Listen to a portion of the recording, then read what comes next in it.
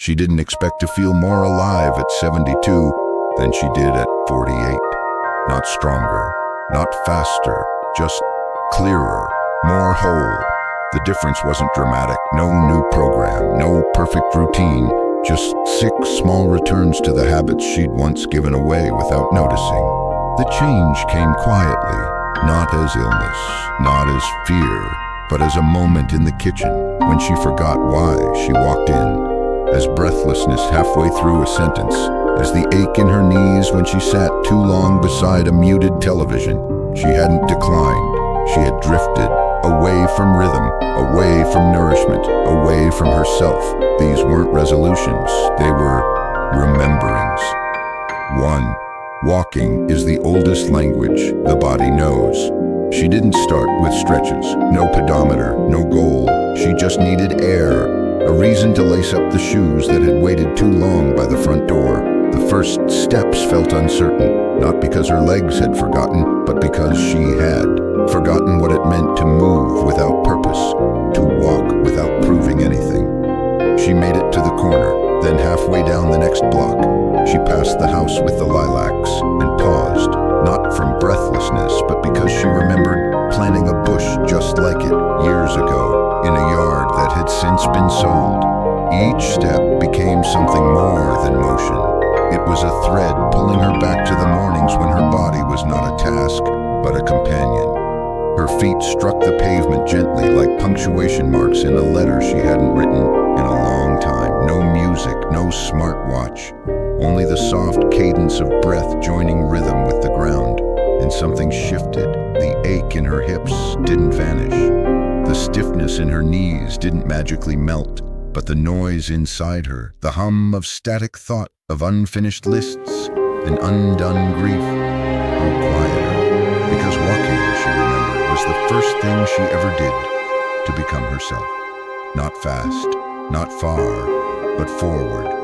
The sidewalk didn't ask her for speed, only presence. And as she turned for home, she noticed her hands had relaxed, her shoulders had fallen, and for the first time in weeks, she wasn't bracing herself for the next thing. She was simply here, alive, and in motion again. 2. The warmth that doesn't come from a microwave. She used to love making soup, not opening a can, not boiling something plastic, but starting from silence. A cutting board, a little olive oil, a carrot that still held the scent of soil. Back then, food took time, and time tasted better, but slowly, the microwave crept in. She told herself it was easier. She told herself it didn't matter, until one day, she peeled a carrot again, not because she had to, but because something in her hands missed the weight of doing things slowly. The sound of the knife against wood was a rhythm she hadn't felt in months. The way the onions softened smelled like Sundays. The steam rising from the pot felt like memory, as if someone she loved was about to walk in from another room. She didn't realize how much she'd lost until the broth began to simmer. Her digestion thanked her first, then her mind, then her mood. The fog that had become her quiet companion lifted just slightly, not gone, but softened, and she knew. It wasn't the soup, it was the ritual. Her body didn't just want warmth, it wanted presence. It wanted food that had been touched, heard, held with care. The microwave had given her speed, but not comfort, not soul. Now she stirred slowly, sitting down with both hands around the bowl, letting each sip return her to a part of herself she hadn't fed in a while. It wasn't about nutrition. It was about remembering that warmth isn't something we consume. It's something we create with our time, our hands, and our willingness to be slow again. 3. Learning doesn't stop when the calendar does. It started with a poem left folded in a library book she almost didn't check out. She read it in the afternoon light, her finger tracing the final line, not because she didn't understand it, but because she hadn't felt a sentence settle into her chest like that in years. The next day, she found an old map of the country she and Robert had once promised to visit. She traced the borders, mouth-forming towns she never learned to pronounce. And something stirred. Not ambition, not urgency, just the soft flicker of curiosity returning. Her mind hadn't dimmed, it had simply grown quiet, waiting for someone to ask it a new question. She thought forgetting where she left her glasses meant decline, that stumbling for a word meant something inside her was slipping. But now she saw the brain doesn't vanish. It recedes like a tide that still holds the moon's memory. And when she gave it something new, a language, a riddle, a paragraph worth rereading, it came back, willing, grateful. She didn't need to study. She needed to be surprised again, to feel her own mind shift in real time, like windows opening in a house she thought had been closed for good.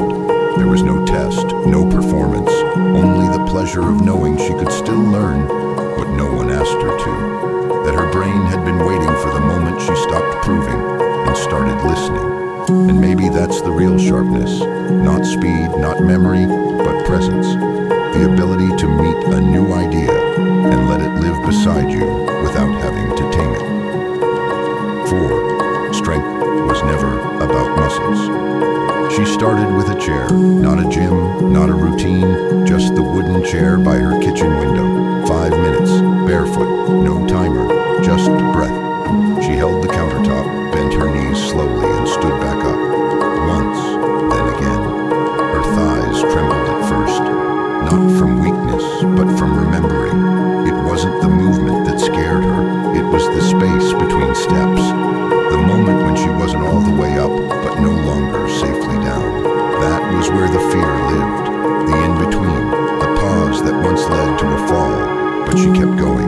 One breath, one bend, one rise. She wasn't chasing tone or fitness. She was reclaiming steadiness. The quiet confidence to walk without bracing, to reach for the top shelf, without wondering if the floor would catch her. And something shifted. Her knees no longer trembled. Her hands stopped reaching for the wall. She stood taller, not because she was stronger, but because she trusted her body to hold her. She remembered carrying grocery bags, holding her grandchild without thinking, dancing once barefoot to a radio that hummed in the background. None of it had vanished.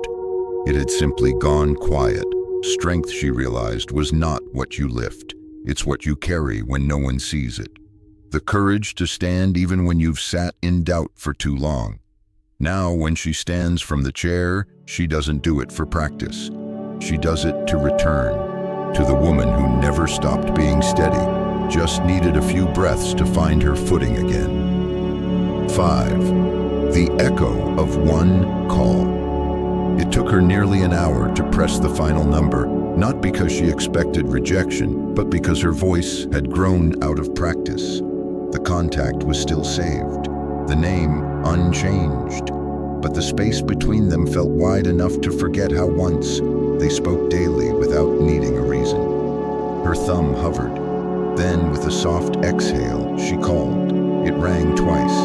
Then, a familiar hello, not shocked, not guarded, just warm, like the voice had been waiting too. They didn't start with apologies. There were no updates, no catching up, just a laugh about how cold it had been, a shared memory of the old soup pot they used to trade on Sundays, and a brief moment where both of them paused at the same time, like breath returning to a room that had missed it. She didn't realize how alone she had felt until that silence was broken by someone who remembered her before the quieter years. They spoke for only 20 minutes, but when she hung up, her shoulders had lowered, her chest felt less braced, her breath deeper. She wasn't fixed, but she was seen, and that was enough. Sometimes loneliness doesn't sound like emptiness. It sounds like an old ringtone you no longer expect to hear. And connection, it doesn't always arrive with a plan. Sometimes it lives in the courage to dial, in the grace of being answered, in the space between two people who let silence pass through them without letting it settle. She didn't need to rekindle anything. She just needed to remember that the line had never truly gone cold. 6. Sleep is the sacred space that still heals. She started dimming the lights before the sun was fully down, not out of exhaustion, but reverence. There was something holy about slowing the house before the house slowed her. The television stayed off. The kettle hummed quietly. She wrapped both hands around the mug and let the steam rise like a soft permission. No screens, no headlines, just the breath of tea, the hush of curtains drawn closed, and the sound of her own pulse settling in for the night. Her body, once restless, had begun to anticipate it. This slow unwinding that didn't ask her to sleep, only to stop running. She placed her hand over her chest, felt the rhythm of it. Not perfect, not youthful, but present. Sleep didn't come quickly, but it came without resistance. Not as escape, not as blackout, but as a return to the room within the room, where nothing needed doing, and the body could lay down what it had held all day without asking if it was enough. She had once feared sleep, the vulnerability of it, the way it felt like giving in. Now she understood.